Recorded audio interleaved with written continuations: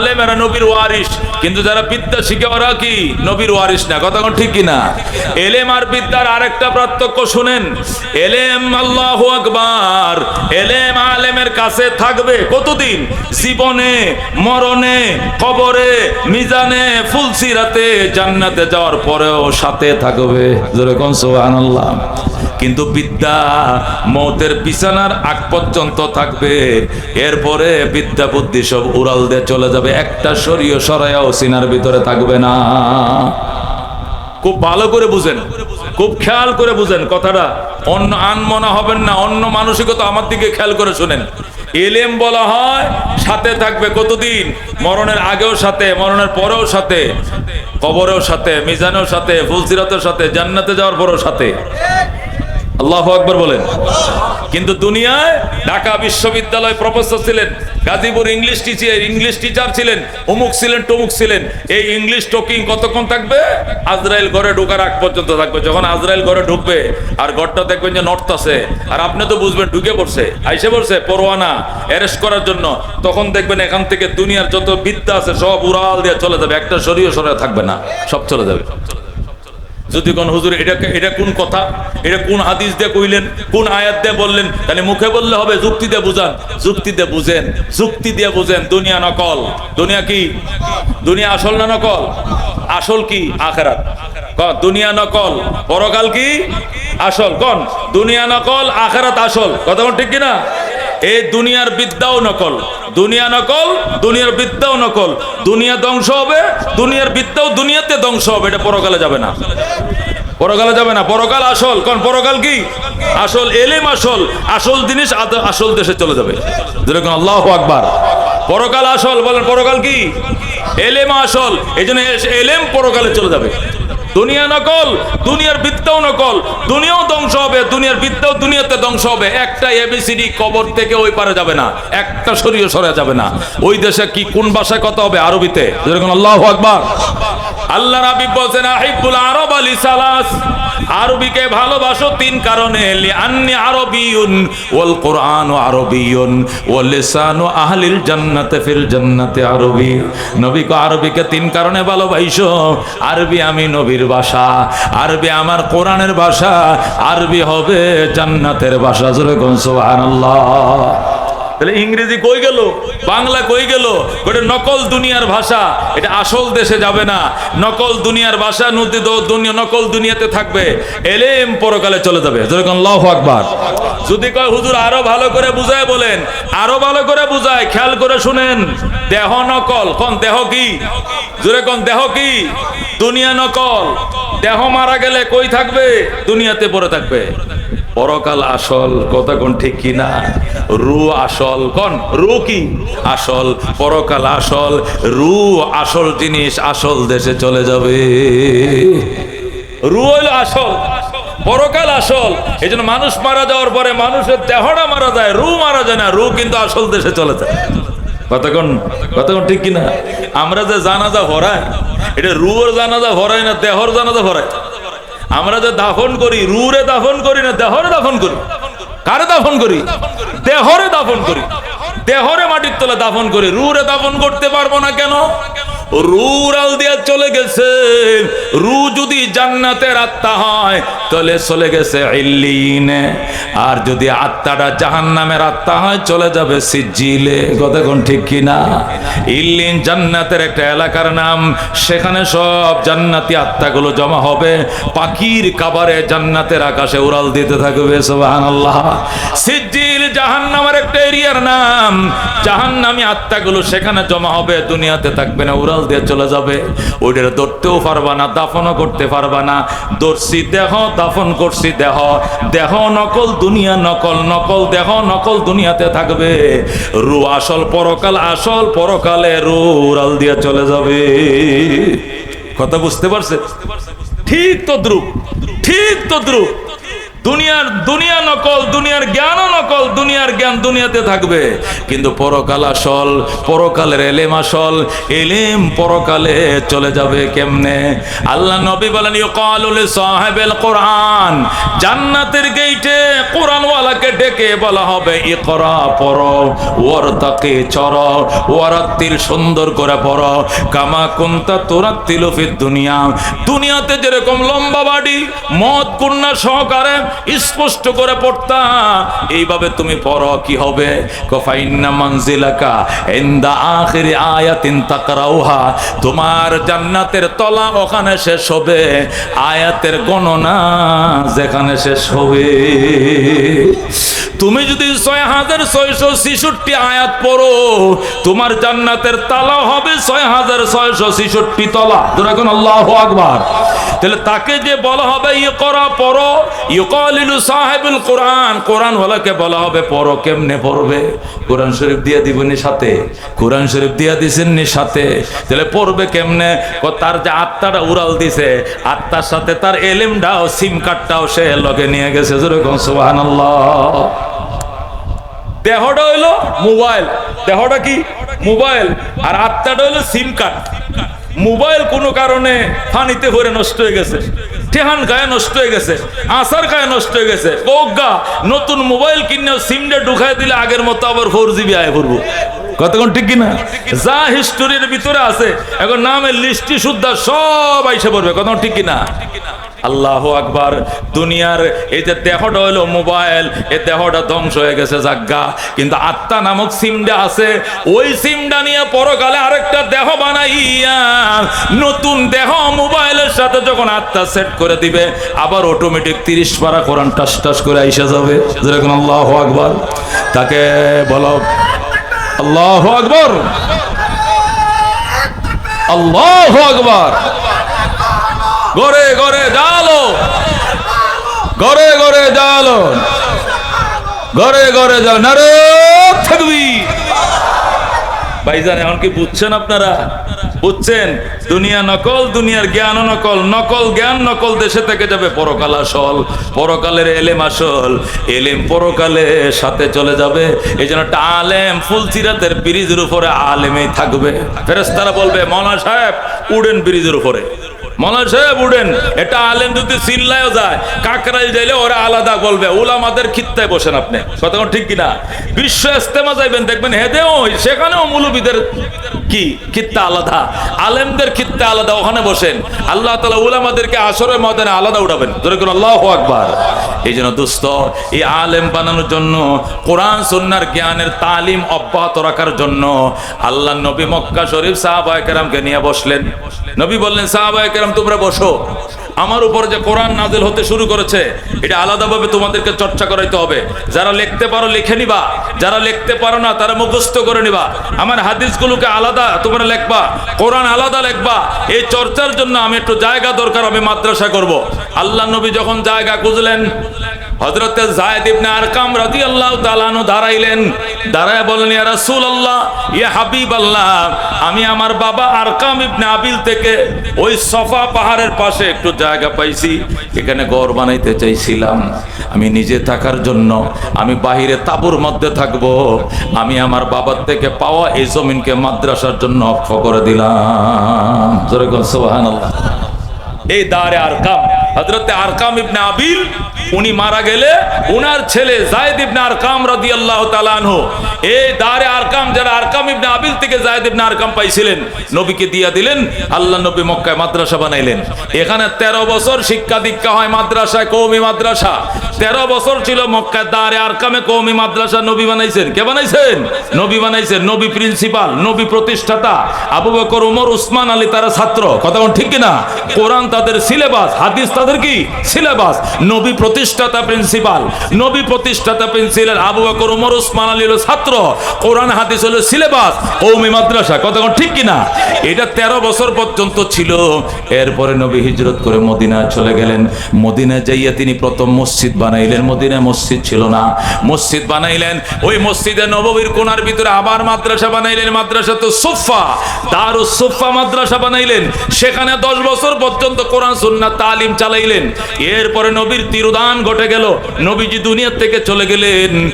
এরপরে হযরত আবু দারদা রাদিয়াল্লাহু তাআলা আনহু দামেস্কে সিরিয়ার রাজধানী দামেস্কে কওমি মাদ্রাসার 3 নম্বর শাখা প্রতিষ্ঠা করলেন। জোরে বলেন সুবহানাল্লাহ। কওমি মাদ্রাসার প্রথম প্রতিষ্ঠাকারী নবীজি মক্কায় দারে আরকামে, 2 নম্বর মদিনায় মসজিদ নববীতে, 3 নম্বরে হযরত আবু দারদা রাদিয়াল্লাহু তাআলা আনহু সিরিয়ার রাজধানী দামেস্কে, 4 নম্বর হযরত আব্দুল্লাহ ইবনে মাসউদ রাদিয়াল্লাহু তাআলা আনহু ইরাকের দ্বিতীয় রাজধানী কুফায়। ইরাকের দ্বিতীয় রাজধানী, প্রধান রাজধানী বাগদাদ, বাগদাদে বানায় নাই, আব্দুল্লাহ ইবনে মাসউদ বানাইছে কুফায়। আব্দুল্লাহ ইবনে মাসউদ বানানোর পর হযরত আমর ইবনে আস রাদিয়াল্লাহু তাআলা আনহু, হযরত আমর ইবনে আস যিনি মিশর বিজিতা ছিলেন, যার মাধ্যমে মিশর বিজয় হয়েছিল, হযরত আমর ইবনে আস রাদিয়াল্লাহু তাআলা আনহু মিশরের রাজধানী কায়রোতে কওমি মাদ্রাসার 5 নম্বর শাখা তৈরি করলেন। যেরকম আল্লাহু আকবার। হযরত আমর ইবনে আস রাদিয়াল্লাহু তাআলা আনহু কওমি মাদ্রাসার 5ম শাখা প্রতিষ্ঠা করার পর আল্লাহু আকবার, এটা চলে আসে এশিয়ার ভিতরে। সুলতান মাহমুদ গজনবী রহমতুল্লাহ আলাইহি এই আফগানিস্তানের তখনকার রাজধানী ছিল গজনি, সেখানে তিনি কওমি মাদ্রাসার 6 নম্বর শাখা প্রতিষ্ঠা করলেন। সেখান থেকে ইরাকের রাজধানীতে, তখন ইরাকের রাজধানী ছিল বাগদাদ, সুলতান নিজামউদ্দিন আল মুলক, নিজামুল মুলক যাকে বলা হতো, বাদশাহ নিজামউদ্দিন আল্লাহু আকবার বাগদাদে মাদ্রাসা নিজামিয়া বানাইলেন। এটাও কওমি মাদ্রাসা, কওমি মাদ্রাসার 7 নম্বর শাখা তিনি বাগদাদে বানাইলেন, নাম দিলেন মাদ্রাসা নিজামিয়া। লক্ষ লক্ষ মানুষ এখান থেকে আলেম হইছে, বলেন আল্লাহু আকবার। পৃথিবী বিখ্যাত 3 জন বড় বড় আলেম নিজামিয়াত থেকে লেখাপড়া পারে হইছে, বিশেষ করে আব্দুল কাদের জিলানী রহমতুল্লাহ আলাইহি মাদ্রাসা নিজামিয়ার ছাত্র। যেরকম আল্লাহু আকবার। পারস্য কবি, বিশ্বকবি শেখ সাদি রহমতুল্লাহ আলাইহি উনিও মাদ্রাসা নিজামিয়ার ছাত্র। হুজ্জাতুল ইসলাম ইমাম গাজ্জালী রহমতুল্লাহ আলাইহি তিনিও ছিলেন মাদ্রাসা নিজামিয়ার ছাত্র। যেরকম সুবহানাল্লাহ। এই মাদ্রাসা নিজামিয়া তো প্রসিদ্ধি লাভ করছে আল্লাহর হাবিবের ইন্তেকালের পরে। মদিনার থেকে এই শিক্ষা দীক্ষা, ইসলামী শিক্ষা দীক্ষার রাজধানী হয়ে গেছে বাগদাদ। যখন বাগদাদে নাম মাদ্রাসা নিজামিয়া খুব নাম করছে, তখন আস্তে আস্তে সেখান থেকে এলমে দ্বীন আমাদের দিল্লিতে আসা শুরু করে বলল। আল্লাহ সুলতান আল্লাহ আলতামাস রহমতুল্লাহ আলাইহি কওমি মাদ্রাসার 7 নম্বর শাখা প্রতিষ্ঠা করলেন দারুল উলুম দিল্লিতে। দিল্লিতে সুলতান আলতামাস কওমি মাদ্রাসা 7 নম্বর শাখা প্রতিষ্ঠা করলেন। সুলতান আলতামাসের কিছুদিন পর সুলতান সালাউদ্দিন কুরি রহমতুল্লাহ আলাইহি আজমিরে কওমি মাদ্রাসার 8 নম্বর শাখা প্রতিষ্ঠা করলেন। আল্লাহু আকবার।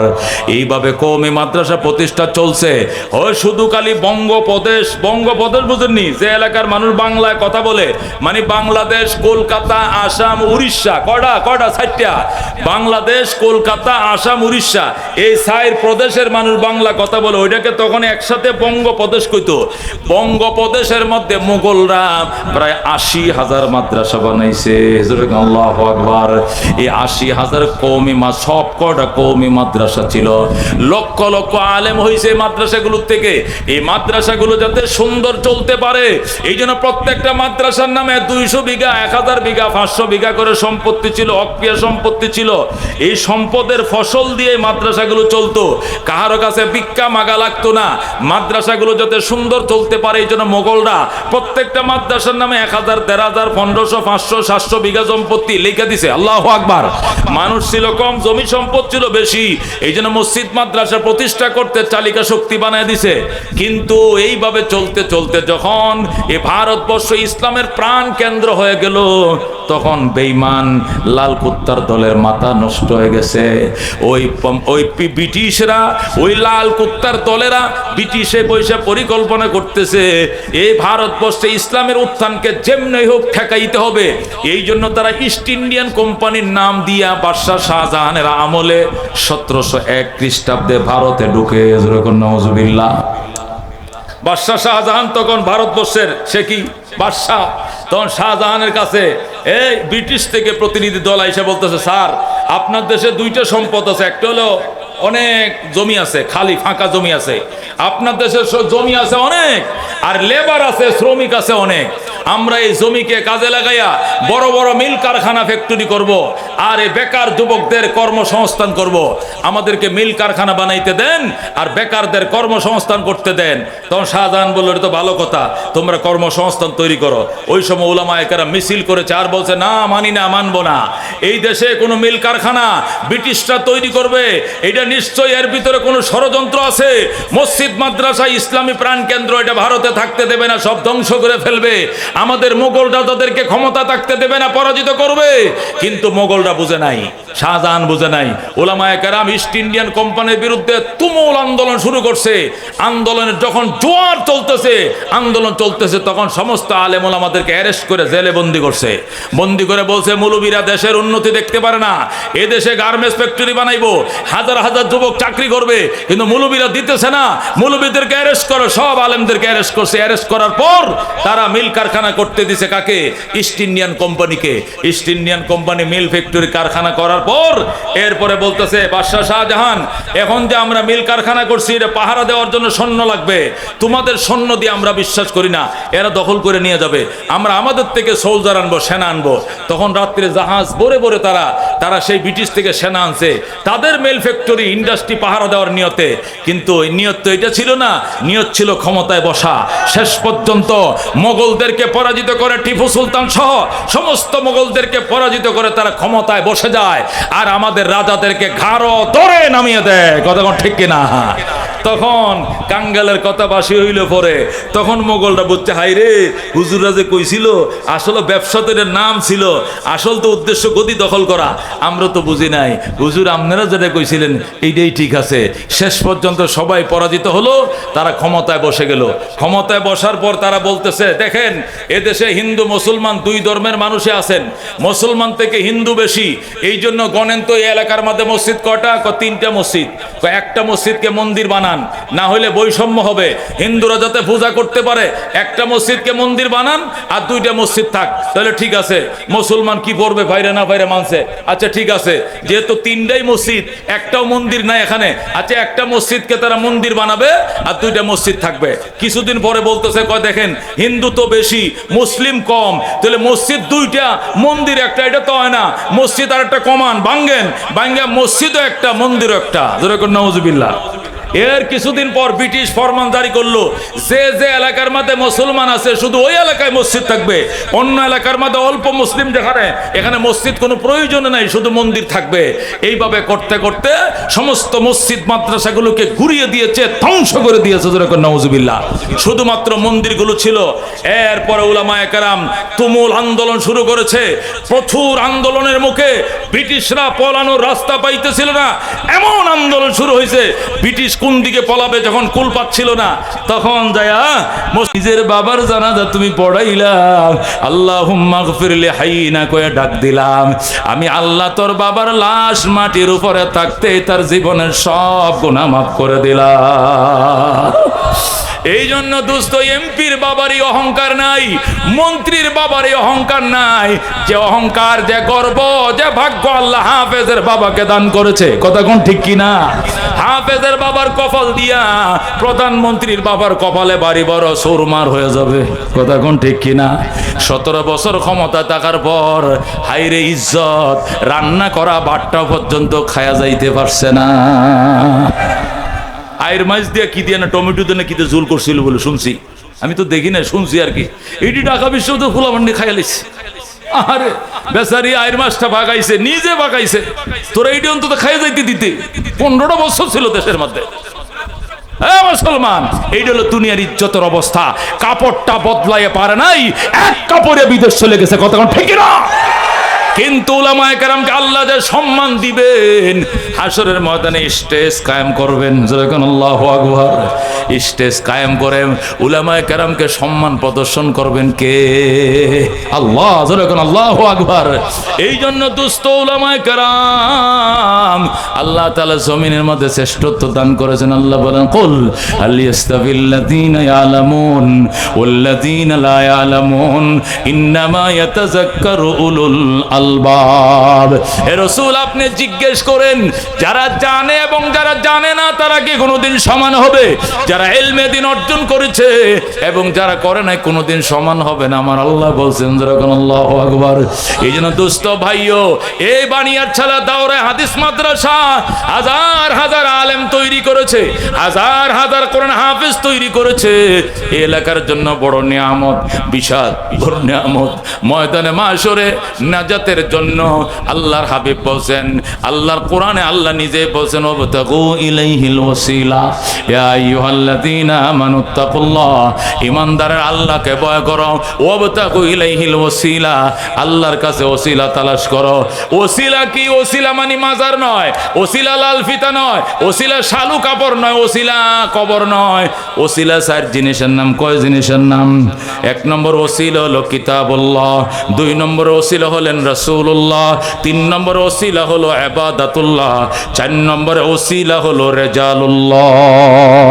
যেরকম সুবহানাল্লাহ। আল্লাহ চারটি জিনিসকে ওসিলা বানাইছেন ময়দানে হাসরে নাজাতের জন্য। এক নম্বর ওসিলা হবে কিতাবুল্লাহ, আল্লাহর কিতাব হবে বান্দার জন্য ওসিলা। কোরআন সুপারিশ করবে, জান্নাত দিয়ে দিবে। নবী সুপারিশ করবে, জান্নাত দিয়ে দিবে। ইবাদত সুপারিশ করবে, জান্নাত দিয়ে দিবে। রেজালুল্লাহ, কোরআন হাফেজ যারা, আলেম যারা সুপারিশ করবে, জান্নাতে নিয়ে যাবে। মুসিবতের দিনে উলামায়ে কেরামের সাথে কারা কারা জান্নাতে যাইতে চায়? হাত বাড়ায়। লিল্লাহি তাকবীর। আল কোরআনের আলম, আল হাদিসের আলম, নারে তাকবীর। আপনামান মেহরবানি করে আপনাদের কাছে আকুল আবেদন, একটা করে চাউলের বস্তা, একটা করে চাউলের বস্তা নাজাতের জন্য, নাজাতের জন্য। প্রথম দাঁড়ায় বলেন, হুজুর আমি একটা চাউলের বস্তা প্রথমটা আমি দিব। হাত বাড়ায় না দেওয়ার জন্য 1701-এ তারা ঢুকছে, 1787-তে তারা কলকাতা আলিয়া মাদ্রাসা তারা বানায় দিছে, আমাদেরকে বানায় দিয়ে বলতেছে 80,000 মাদ্রাসা ভেঙ্গে একটা মাদ্রাসা বানায় দিলাম, একটাই 80,000-এর কাম দিব, আপনারা এইটাতে সন্তুষ্ট থাকেন। ওলামায়ে কেরাম বললেন, মাদ্রাসা ভাঙছেন 80,000, বাইদা দিছেন একটা মাত্র, আমরা মানি না। কয় না, এটা সরকারি মাদ্রাসা, এটার বেতন টেতনের জন্য অক্রিয়া কোনো সম্পত্তি লাগবে না, সাহায্য তুলতে হবে না, সরকার বেতন দিবে। আল্লাহু আকবার। তারা মাদ্রাসা বানাইলো, মাদ্রাসা জমি কিনে দিছে খ্রিস্টানরা। কারা কিনে দিছে? কলকাতা আলিয়া মাদ্রাসা জমি দিয়েছে খ্রিস্টানরা, বিল্ডিং বানায় দিয়েছে খ্রিস্টান, প্রিন্সিপাল খ্রিস্টান, সিলেবাস তৈরি করে খ্রিস্টান, বেতন দেয় খ্রিস্টান, বন্ধ করে খ্রিস্টান, খুলে খ্রিস্টান। এটা কি মুসলমানের মাদ্রাসা না ইসলামের গোড়া কাটার মাদ্রাসা? গোড়া কাটার মাদ্রাসা। যে মাদ্রাসা বানায় খ্রিস্টানে, যে মাদ্রাসা বানায় খ্রিস্টানে, বেতন দেয় খ্রিস্টানে, প্রিন্সিপালও খ্রিস্টান।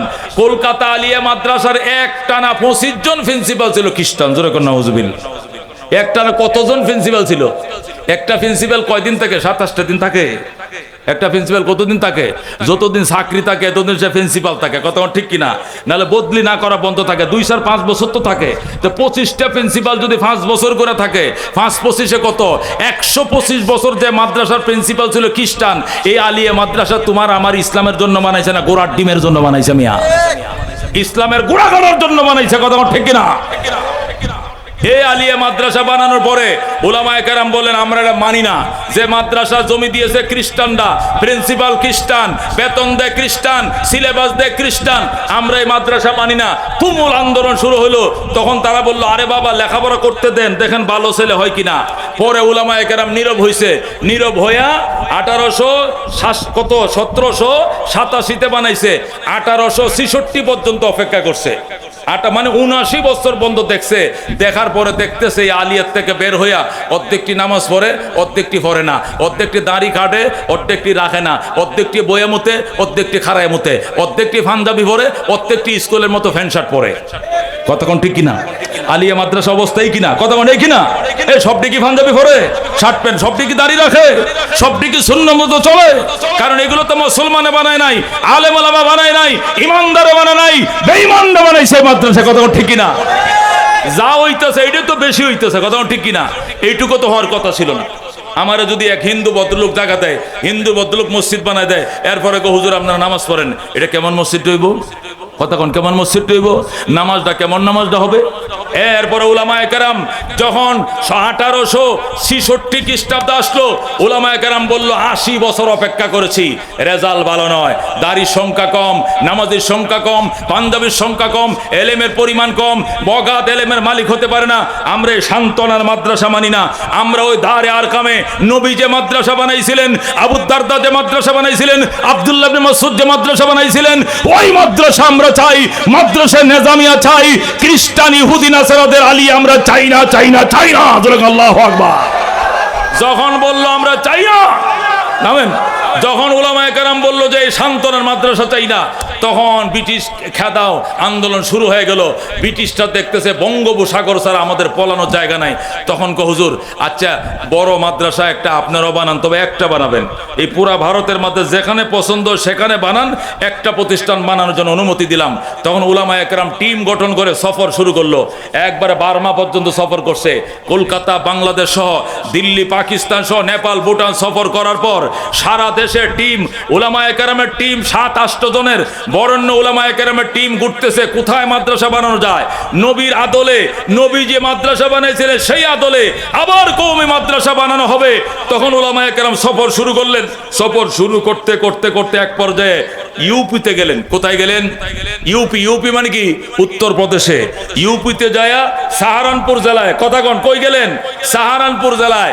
ইউপি উত্তরপ্রদেশের সাহারানপুর জেলায় দেওবন নামক গ্রামের মধ্যে একটা মাটির মসজিদ ছিল, 7টা মসজিদ কয়। ওই মসজিদের কাছে গেছে, যাওয়ার পরে উলামায়ে কেরাম সফর করতে করতে ক্লান্ত হয়ে গেছে, পুরা ভারতে দৌড়াইতেছে কোথায় মসজিদ মাদ্রাসা বানানো যায়। নবী যে মাদ্রাসা বানাইছিলেন ওই মাদ্রাসা বানাবে। ইহুদিদের আলিয়া মাদ্রাসার উপর আমরা সন্তুষ্টি নয়, নবী যে মাদ্রাসা বানাইছিলেন ওই সিলসিলায় আবার মাদ্রাসা প্রতিষ্ঠার জন্য সাহারানপুর জেলায় দেওবন নামক গ্রামে 7টা মসজিদে হযরত সাব্বির আহমদ উসমানী রহমতুল্লাহ আলাই, আল্লাহু আকবার, কাসেম নানতুবি রহমতুল্লাহ আলাই সহ একদল বিদগ্ধ উলামায়ে কেরাম রাত্রিবেলা সেখানে শুইলেন, ইস্তেখারার দোয়া পড়ে শুইলেন, তাহাজ্জুদের নামাজ পড়ে শুইলেন, সেহরি খায়া শুইলেন। এরপরে রাত্রে স্বপ্ন দেখতেছেন আল্লাহর হাবিব সাল্লাল্লাহু আলাইহি ওয়াসাল্লাম হাজির। জোরে আল্লাহু আকবার। রাহমাতুল্লিল আলামিন সাল্লাল্লাহু আলাইহি সাল্লাম আয়েশা কইতেছে, ও কাসেম নানতুবি আয়।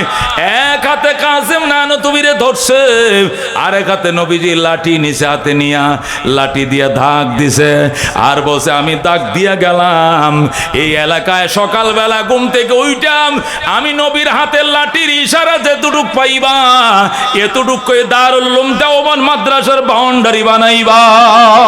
আল্লাহু আকবার। ও দোস্ত, যে কয়জন একসাথে শুইছিল সবাই স্বপ্ন দেখছে। সকালবেলা উঠে কি স্বপ্ন দেখলাম? কি দেখছেন? এই দেখছি। এই দেখো আমিও তো এইটা দেখছি। উনি আমিও তো এইটা দেখছি। উনি বলে আমিও তো একটাই দেখছি। সব যখন একটাই দেখছে তখন তারা এই জঙ্গল দিয়ে হাঁটা শুরু করলো, আর দেখতেছে লাঙ্গল দিয়ে দাগ দিলে যেরকম রেক পড়ে যায়, পয়গম্বরের হাতের লাঠির ইশারা এরকম রেক পড়ে গেছে। যেরকম সুবহানাল্লাহ। ওই দারুল দেওবন মাদ্রাসা, এটা নবীর হাতের লাঠির ইশারার মাদ্রাসা। নবী জীবদ্দশায় যে মাদ্রাসা বানাইছিলেন, নবীর ইন্তেকালের পরেও রুহানি ভাবে পয়গম্বর স্বপ্ন যুগে আবার সেই কওমি মাদ্রাসা উদ্বোধন করে গেছেন। যেরকম সুবহানাল্লাহ। এই যে হইল দেওবন মাদ্রাসা। ও দোস্ত, এই কথাগুলো কেন বলতে হয়? এটা আপনাদেরকে বোঝানোর জন্য বলতেছি। এটা এই জন্য বলতে হয়, অনেকে প্রশ্ন করে হুজুর আমরা জেনারেল শিক্ষা একমুখী, আমাদের জেনারেল শিক্ষা কি বাংলা মাধ্যম হোক বা ইংলিশ মিডিয়াম হোক, ইংলিশ মিডিয়াম হোক বা বাংলা মিডিয়াম হোক, আমাদের জেনারেল শিক্ষা তো একমুখী, কিন্তু আপনাদের ধর্মীয় শিক্ষা দুই ধরনের কেন? বলে কিনা? এই কথা কোন বলে কিনা?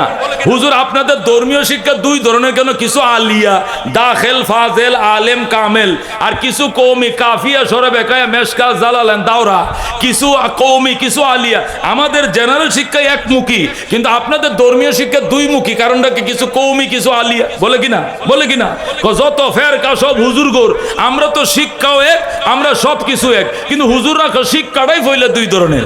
এইটা শোনো দোস্ত, এটা বোঝানোর জন্য বলছি, আমাদের শিক্ষা একমুখী আগেও ছিল, একমুখী এখনো আছে, মাঝখানে দ্বিমুখী শিক্ষা ইহুদির বাচ্চারা, বেঈমানের বাচ্চারা, লাল কুত্তারা দিয়া গেছে। আলিয়া মাদ্রাসা আমাদের কোনো আকাবেররা বানায় নাই, এটা কোনো আমাদের হয়ে আশেকে মোস্তফা সহ বানায় নাই, এটা হাফিজ জুজুরও বানায় নাই, এটা কোনো আশরাফ আলী থানভী বানায় নাই, এটা কারি তৈয়ব সহ বানায় নাই, রশিদ আহমদ গঙ্গুহি বানায় নাই, হাজী ইমদাদুল্লাহ মহাদের মক্কি বানায় নাই, এটা হযরত মাওলানা কে বানাইছেন জানেন? এই হযরত মাওলানার নাম হলো লর্ড ওয়ারেন হেস্টিংস, কুত্তার বাচ্চা। কথা ঠিক কিনা? ব্রিটিশের কি ছিল? গভর্নর ছিল এই ভারতবর্ষে, তার নাম কি ছিল? Lord Warren Hastings. বলছেন কিনা ইতিহাসে? ওই হযরত মাওলানা কুকুরের বাচ্চা রেডি বানাইছেন। কথা ঠিক কিনা? এটা কোনো মুসলমানের বাচ্চায় আলিয়া মাদ্রাসা বানায় নাই। আলেম ওলামা দূরের কথা, নামাজি দূরের কথা, আল্লাহর ওলি হওয়া দূরের কথা, হযরত মাওলানা দূরের কথা, কোনো ইমানদারই বানায় নাই কওমি মাদ্রাসা, ইয়া আলিয়া মাদ্রাসা। কথা ঠিক কিনা? কওমি মাদ্রাসা বানাইছে নবীজি নিজে। আল্লাহু আকবার। মাঝখানে 200 বছর তারা বন্ধ করে দিয়েছিল। 200 বছর বন্ধ ছিল। 200 বছর পরে যে নবী বানাইছিল ওই নবী আবার লাঠির ইশারাতে আবার পুনরায় উদ্বোধন করছে দেওবন্দ মাদ্রাসা। সেই দেওবন্দ থেকে লেখাপড়া করে আসার পর তারা বানাইছে হাটহাজারী মাদ্রাসা, সেখান থেকে পয়রা বানাইছে লালবাগ মাদ্রাসা, সেখান থেকে ফরিদাবাদ, সেখান থেকে হইতে হইতে হইতে হইতে আজকে এখানেও। আল্লাহু আকবার। তারা 80,000 মাদ্রাসা ভাঙছিল ব্রিটিশের দলেরা। আল্লাহ রহমতে আমাদের উলামায়ে কেরাম 1,80,000 মাদ্রাসা আবার বানাইছে। তারা ভাঙছিল 80,000, আমাদের মাতার তাজ মুরব্বীরা বানাইছে 1,80,000। ধরে কোন আল্লাহু আকবার। বাংলাদেশে বর্তমানে 85 লক্ষ আলেম আছে। ধরে কোন আলহামদুলিল্লাহ। 24 লক্ষ কোরআনের হাফেজ আছে। ধরে কোন আলহামদুলিল্লাহ। 85 লক্ষ আলেম, 24 লক্ষ কোরআনের হাফেজ বাংলাদেশে। খুশি হয়েছেন কিনা? আলহামদুলিল্লাহ বলেন। রাজিনা কিসমাতাল জব্বার ফিনা লানা ইলমুন ওয়ালিল আদাই মালু ফাইনাল মা লা ইয়াফনা আন করিবিন ওয়া ইন্নাল ইলমা ইয়াবকা লা ইয়াজালু লাকাদ জানাল বিলাদা ওয়া মান আলাইহা ইমামুল মুসলিমিন আবু হানিফা ফামা ফিল মাশরিকিনা লাহু নাযীরু ওয়ালা ফিল মাগরিবিনা ওয়ালা বিকুফা। সুরাকুন মারহাবা। এই জন্য আল্লাহ নবী ডাক দিয়া বলছেন, মান করাল কোরআন, আমার হাতেই প্রতিষ্ঠিত মাদ্রাসায় আসো, আল্লাহর কোরআন পড়ো। ফাস্তাজারাহু, সিনার ভিতরে ধারণ করো। নবী বলেন এই কোরআন পড়ে যারা সিনায় ধারণ করবেন আদখালাহুল্লাহু তাআলা আল জান্নাহ, ওই হাফেজে কোরআনকে আল্লাহ প্রথম জান্নাতের টিকিট দিবেন। সে দাঁড়ায় থাকবে টিকিট নিয়ে, আমার মায় কই, আমার বাবায় কই, আমার লজিং মাস্টার কই, আমার সভাপতি সেক্রেটারি ওদেরকে না দিলে যাবো না। তখন আমার আল্লাহ ফেরেশতাদেরকে বলবেন, ওয়াশফাহু ফি আশরাতিন মিন আহলি বাইতিহি কুল্লুহুম কাদ ওয়াজাবাত লাহুন নার। আরো 10টা ব্যক্তিকে সুপারিশের অনুমতি দিলাম, যাদের উপরে জাহান্নাম ওয়াজিব, এমন 10টাকে লগে নিয়ে জান্নাতে ঢুকে যাও। আল্লাহু আকবার।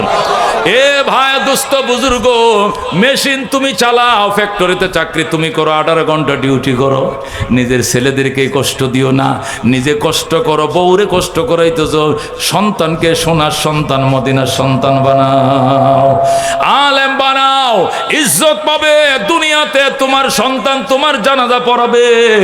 আল্লাহ বলবেন, যা বন্দা বাপের জানাজা তুই পড়াইছিস, কাতার সোজা করেন, এটা আমার বাবার জানাজা, বাবার লাশ, আমি তার সন্তান, আমি তার ফুলা, নামাজ পড়াইতেছি। আল্লাহু আকবার, আল্লাহু আকবার, আল্লাহু আকবার। আসসালামু আলাইকুম ওয়া রাহমাতুল্লাহ, আসসালামু আলাইকুম ওয়া রাহমাতুল্লাহ। আল্লাহ বলবেন, বান্দা